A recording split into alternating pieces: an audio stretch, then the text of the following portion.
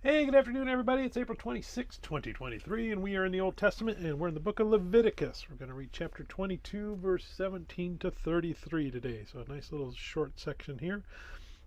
What is this section covering? This section is covering offerings that are accepted and offerings that are not accepted. All right. So, a word about offerings. Well, again, I'm a 21st century Christian, so my salvation comes from Christ and Him crucified, to paraphrase Paul. It isn't Christ in my good works. It isn't Christ in the Ten Commandments. It isn't Christ in my offerings. It's Christ, Christ, Christ. That's it.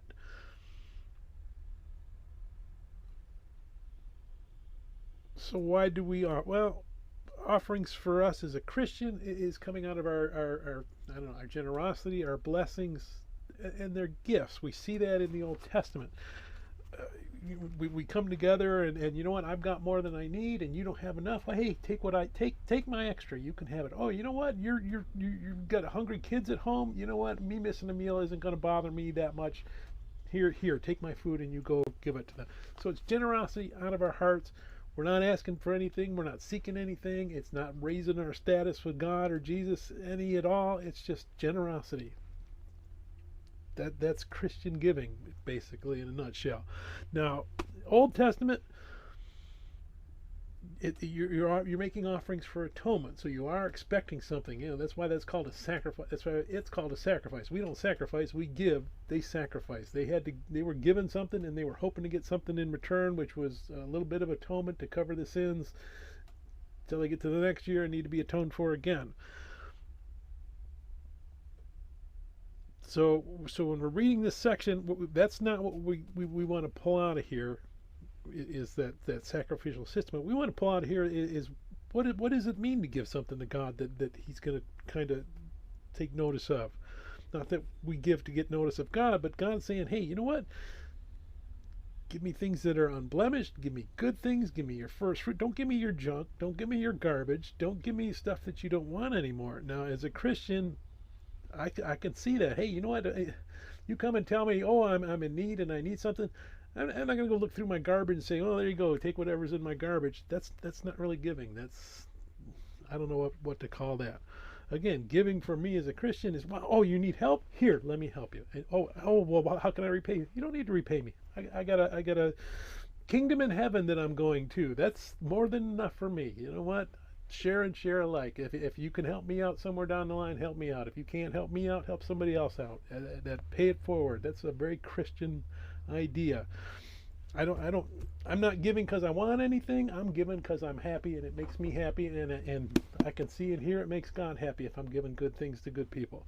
So let's go ahead and we're going to read this section, Leviticus chapter 22, verse 17 to 33.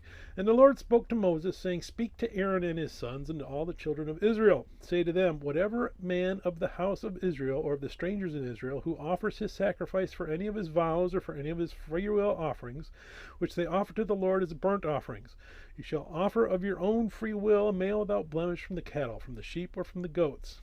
Whatever has a defect you shall not offer, for it shall not be acceptable on your behalf. And whoever offers a sacrifice of a peace offering to the Lord to fulfill his vow, or a freewill offering from the cattle or the sheep, it must be perfect to be accepted. There shall be no defect in it. Those that are blind or broken or maimed or have an ulcer or eczema or scabs you shall not offer to the Lord, nor make an offering by fire of them on the altar to the Lord. Either a bull or a lamb that has any limb too long or too short you may offer as a freewill offering, but for a vow it shall not be accepted. You shall not offer to the Lord what is bruised or crushed or torn or cut, nor shall you make any offering of them in your land, nor from a foreigner's hand shall you offer any of these. The bread of your God, because of their corruption, is in them, and defects are in them. They shall not be accepted on your behalf. And the Lord spoke to Moses, saying, when a bull or a sheep or a goat is born, it shall be 7 days with its mother. And then on the 8th day and thereafter it shall be accepted as an offering made by fire to the Lord. Rather, it is a cow or ewe. Do not kill both her and her young on the same day. When you offer a sacrifice of thanksgiving to the Lord, offer it of your own free will. On the same day it shall be eaten. You shall leave none of it until morning. I am the Lord. Therefore you shall keep my commandments and perform them. I am the Lord.